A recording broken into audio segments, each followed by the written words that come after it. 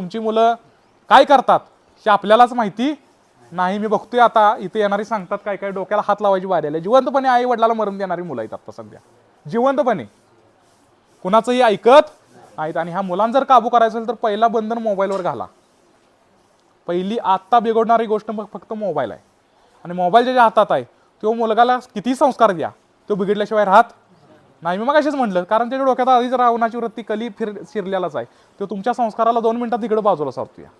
त्यामुळे जरा लिमिट ठेवा. मोबाईल द्या पण जरा नजर ठेवा, कारण ह्या मोबाईलमुळं आज मुलं बिघडत चाललेत. काय करतात काय सांगता येत नाही, कारण वर्ण दिखावा भरपूर करतात. एकावर कुठेतरी थोडासा दबाव आपला पाहिजे, भीती कुणाची तरी पाहिजे. आणि भीती चांगल्यासाठी एवढं लक्षात ठेवा.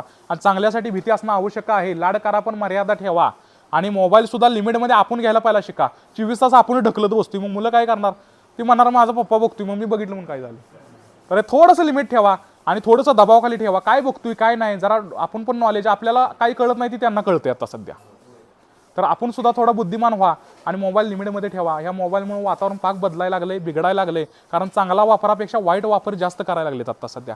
आणि ह्या गोष्टीवर सुद्धा अशा गोष्टी आहेत या की चांगले येतच नाही आता सध्या. यूट्यूब काढा, त्याच्यावर सगळं तुम्हाला क्राईम वाईट सगळ्या वाईटच गोष्टी आहेत त्या.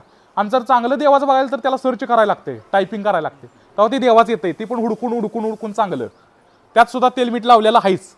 तर एक लक्षात घ्या, आपली जर संस्कृती वाचवायची असेल, आपला इतिहास जर वाचवायचा असेल तर पहिला इतिहास जाणून घेतला पाहिजे, इतिहास रुजवला पाहिजे. आणि त्या मुलांना सुद्धा त्या इतिहासात नेलं पाहिजे. ते त्यांच्यावर सुद्धा इतिहासाचं कुठंतरी थोडंफार आचरणात त्यांना घेतलं पाहिजे.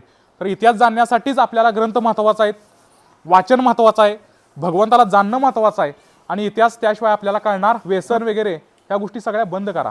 कारण का, तर आज तुमच्या ह्या व्यसनामुळेच तुम्ही मागं राहिलायसा. नको त्या गोष्टीचा आहार आपण घेतल्यामुळं आज आपण आसुरू झालोय.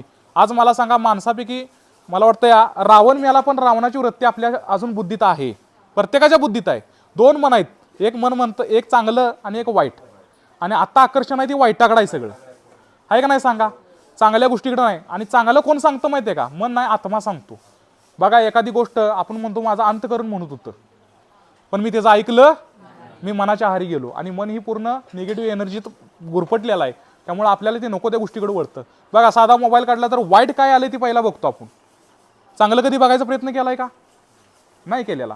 तर म्हणून ह्या मनालाच आवळ घालण्यासाठी, त्याला कुठेतरी बंधनात आणण्यासाठी आपल्याला भक्ती करायची आहे. आणि भक्तीतनंच ही मन फक्त बांधलं जाऊ शकतं, अन्यथा तुम्ही मनाला बांधू शकत नाही. आणि भक्तीतनं बांधायचं सुद्धा अशक्य, फार गोष्ट अवघड आहे, पण तरी सुद्धा तुम्ही साध्य करू शकताय. त्याला एक नेम लावा. आणि ते नेम जर मनाला लावला तर तुमचं मन जर तुमच्या काबू झालं तर जग सुद्धा जिंकायची ताकद तुम्ही ठेवू शकता.